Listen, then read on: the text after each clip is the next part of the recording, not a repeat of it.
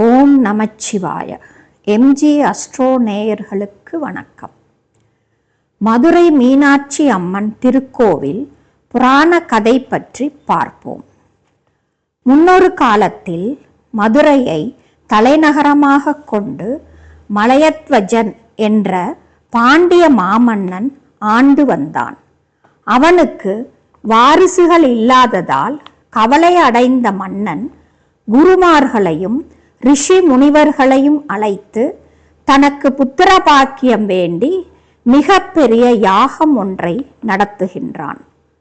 யாக குண்டத்தில் இருந்து 3 வயது நிரம்பிய பெண் குழந்தை தோன்றுகிறது. மன்னன் அகம் மகிழ்கின்றான். அந்த பெண் மகவிற்கு 3 மார்பகங்கள் இருப்பதைக் கண்ட மன்னனும் அரசியும் திகைத்து போனார்கள்.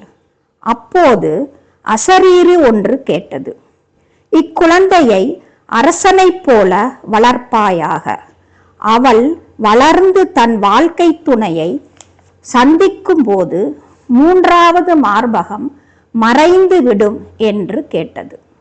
அதன்படி மன்னனும் மீனை போன்ற அழகிய கண்கள் இருந்ததால் மீனாட்சி என்று பெயரிட்டு அனைத்து கலைகளையும் கற்றுக் கொடுத்து ஒரு அரசனைப் போல வளர்த்து வந்தான். பருவம் அடைந்ததும் மீனாட்சியை அரசி ஆக்கினான் மன்னன்.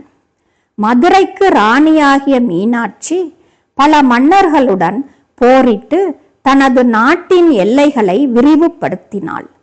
வடநாட்டை நோக்கி திக்விஜயம் சென்று போரிட்டு 54 தேசங்களை தன் அதிகாரத்திற்கு கீழ் கொண்டு வந்தாள்.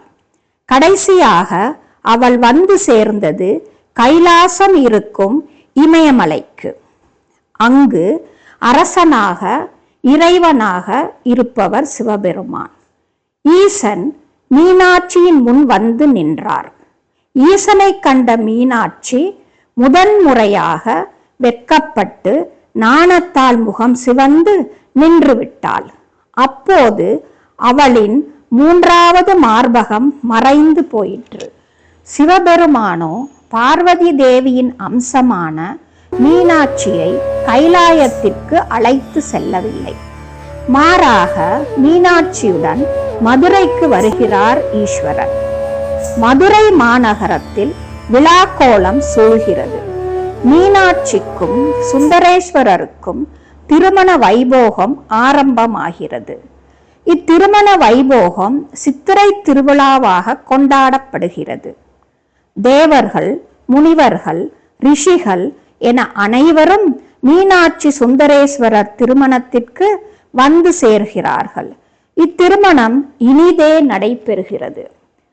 மதுரையில் மீனாட்சிக்குத்தான் முதல் பூஜை.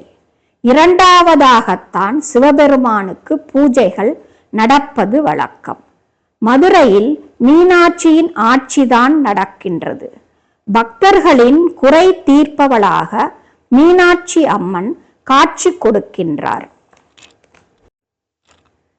பக்தர்களுக்கு மீனாட்சி அம்மன் வேண்டும் வரங்களை அள்ளித் தருபவள்.